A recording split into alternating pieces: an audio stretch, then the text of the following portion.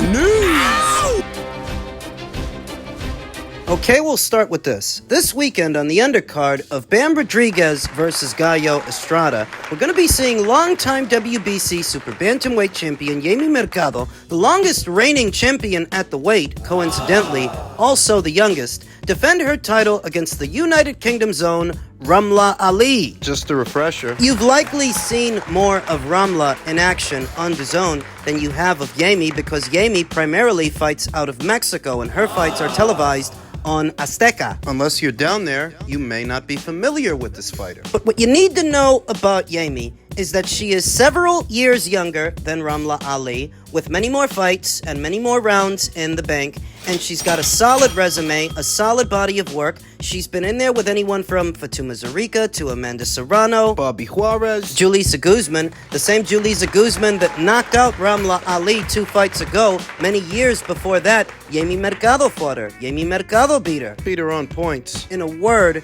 the edge in experience so obviously has to go to Yemi Mercado. The edge in experience goes to the champion. So why is Ramla Ali targeting a fighter so much more experienced than she is? Surely there could have been another title that she went after. But truthfully, this is the most winnable title for Ramla Ali at this point. Ramla Ali, who's 34 years old, even though she doesn't look it, she's getting up there in age. And she needs this fight. It's make or break. Now or never. And even though Yemi is noticeably more experienced than Ramla Ali, just experience by itself doesn't always determine the outcome of a fight. When you think about Teofimo Lopez versus Vasyl Lomachenko was more experienced, but Teofimo had the right ingredients to win that fight.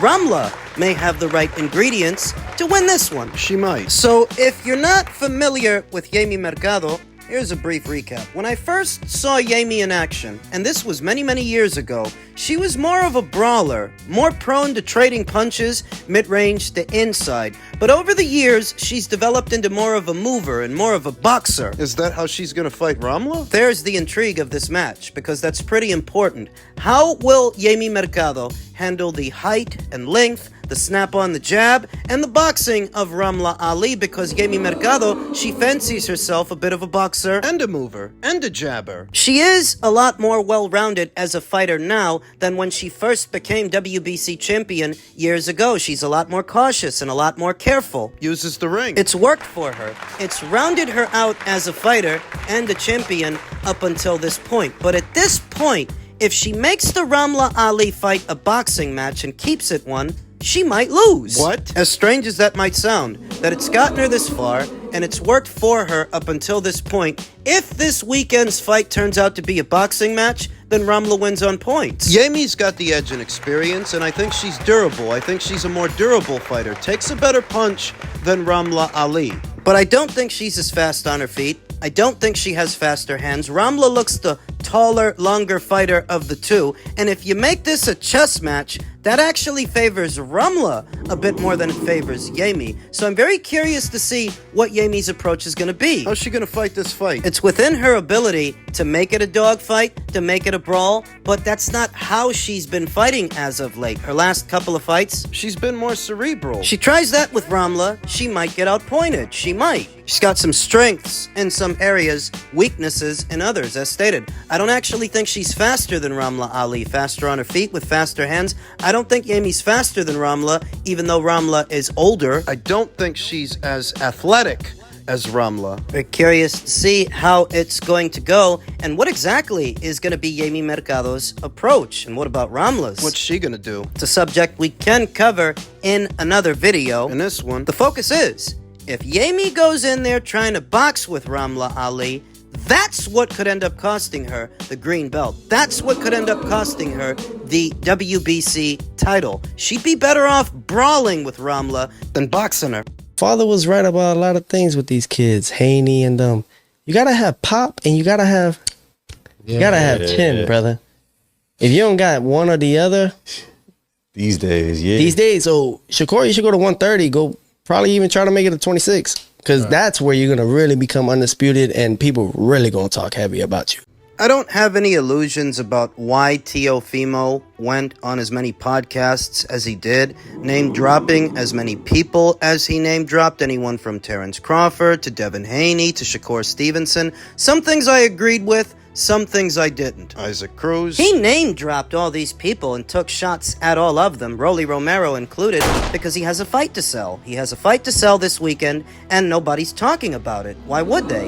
It's against Steve Claggett, a Canadian club fighter. Nothing against him, but one of Teofimo Lopez's stature is expected to share the ring with more formidable quarry than a Steve Claggett. Thus, the only way to get attention on that fight is to bring up all the people that he's not fighting. That's what he's doing. And there were some things he said that I didn't agree with, but some things that I did. And this clip, that was one of them. That you're not going to get far just being a safety-first fighter, that if you ain't got no chin and you ain't got no pop, then you're on borrowed time, because you're going to need both. At the elite level, you're gonna need both. I think that what happened to Devin Haney at the hands of Ryan Garcia is a prime example.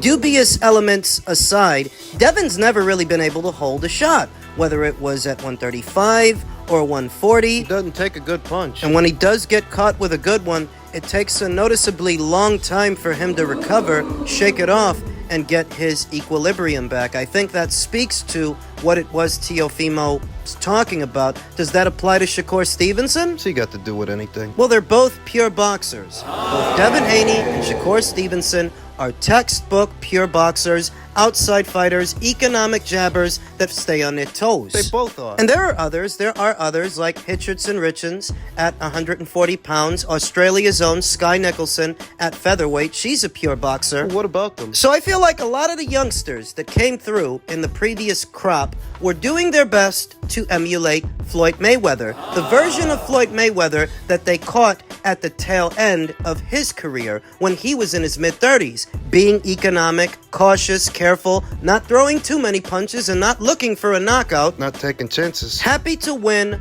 a ho-hum decision so long as he wins. And when I look at Devin, when I look at Shakur and some other fighters, I just get the sense that you're trying to emulate a 36-year-old fighter, because that's the only version of him you saw. When he was your age, he didn't used to fight like that. When he was your age, he was a killer. What the hell does any of this have to do with what Teofimo Lopez said? That version of Mayweather, towards the tail end of his career, was often called boring. The reason it didn't affect his popularity is because he was already very popular by then. Many of the opponents that he fought were high-profile opponents. So even if by that time he didn't have a fan-friendly style, he was already in a position to where it doesn't matter. He was already making big money with big-name opponents. Whereas these kids, like Devin, like Shakur, like Hitcherson Richens and Sky Nicholson, to a lesser extent, they're not yet in a position like that. Okay. What was supposed to be Devin Haney's fight with Sandor Martin, that went to purse bid, and the lone bidder for the show was Top Rank, who promotes Sandor Martin. That's the only reason they bothered to put any money up. And the money they put up, it wasn't astronomical. It wasn't big cash. Why would it be? Devin doesn't have that kind of following. What are you getting at? That the Mayweather era produced a lot of Mayweather clones, young ones, that are going out there and fighting like they're 36 years old. They want the moon and the stars for a fight. All the while, they're failing to entertain the paying public. And that's why they don't have that many fans. That's why they don't have a bigger following. That speaks to what Teofimo Lopez was saying. I don't often agree with things that Teofimo Lopez says, but I do agree with that. He says a lot of stupid things, but he was right about that. You have to fight. People are paying to see a fight. It's not a short-sighted criticism. If it is, blame Teofimo, because it's coming from him. I'm just agreeing. When a Shakur Stevenson goes out there with a De Los Santos and gets booed for 36 minutes, you can hardly ask for the moon and the stars after that. But he does. It's a vicious cycle is what it is.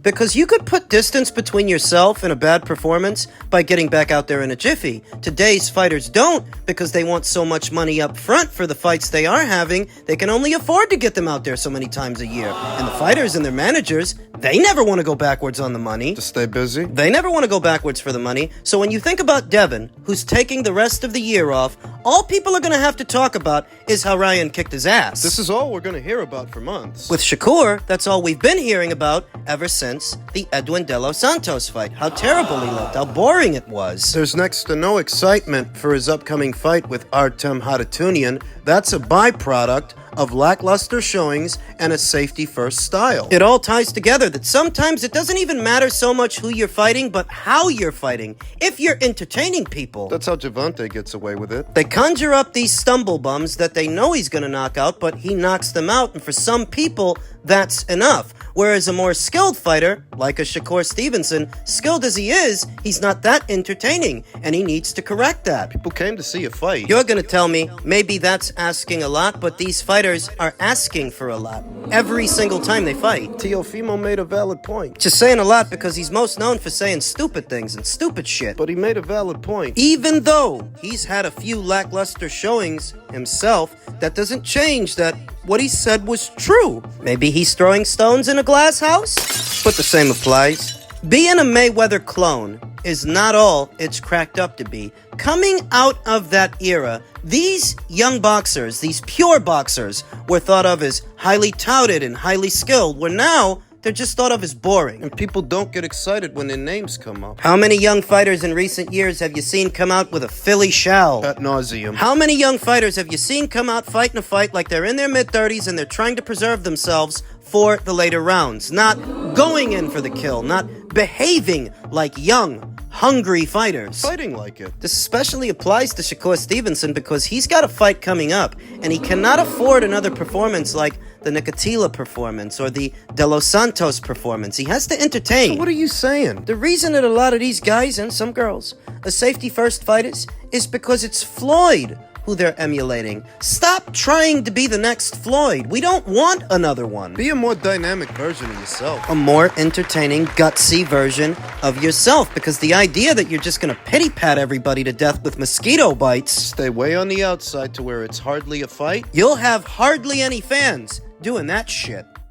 Now, north of lightweight and super lightweight, for a fight that promises to have no shortage of action, it appears that Virgil Ortiz and Sergey Bohachuk will be headlining their own show in August in Vegas. We know that originally Virgil was supposed to be fighting August 3rd on the undercard of Crawford versus Madrimov against Tim Tszyu. Then it became Sergey Bohachuk. Then it became a show unto itself. A main event. Golden Boy's rationale was likely, why have our headliner, why have one of our stars buried on an undercard when we can have him headline his own main event and build a show around him? I'm not against it. Even with the absence of Virgil Ortiz on the August 3rd show, the Crawford versus Madrimov show, that card, there's already so much there that it doesn't really hurt the show that he's not fighting on it. Obviously, it would have been a welcome addition, but it's not the end of the world that they moved it. A week out, both shows will be a week apart. Crawford versus Madrimov will be on the 3rd. This fight will take place a week later on the 10th in Vegas. Smart of them to change the location. Crawford versus Madrimov is going down in the West Coast, in California. This is going down in Vegas. You wouldn't want to do Virgil's fight in California the week after that one because the events may cannibalize each other. The paying boxing fans may pay all their money to see one show and not have any for the other. So you gotta move it. Take it somewhere else. And they did. I like how that breaks down because now that's 2 weekends of action instead of just one. 2 very violent weekends in boxing. I like it. So this is going to be Virgil's first legitimate acid test since moving up in weight up to 154 from 147. 154 that he hasn't actually made yet, though if he wants to win that WBC interim title off of Sergey, he's got to make the weight. The last 2 fights that he had, they were fought just north of 154. He didn't make it. He didn't have to. Not for those fights. There was really nothing on the line. No version of any alphabet title. But for this fight, there will be the WBC interim title that will line up the winner for the winner of Fundora versus Spence. Good shit. That's what this fight services as, a segue to the winner of that fight. And as stated, this fight will have no shortage of action as it pits the pressure fighter against the pressure fighter, with the question being, who's better with that base style? Who's the better pressure fighter? Virgil Ortiz or Sergey Bohachuk? Virgil is already off to a more productive start this year than he was the last one, by and large. He sat out all of last year, but he's already fought 2 times this one. If he takes care of business in August, that still leaves plenty of time to get him back out there one more time before this year is out. Right. I think he's going to. I don't think for a second this fight is going to go to distance. I don't think it's going to go to the judges' scorecards. I think Virgil's going to knock him out. You sure about that? I am. I understand that Sergey is a very big and a very busy junior middleweight. He's got height, length, ring coverage, volume, And an engine. He can go. but as much as he can go, he can be caught. The thing about being a come-forward fighter, if you're always coming forward, you're gonna run into something. Sergey already has. He's been stopped once, just once, by Brandon Adams.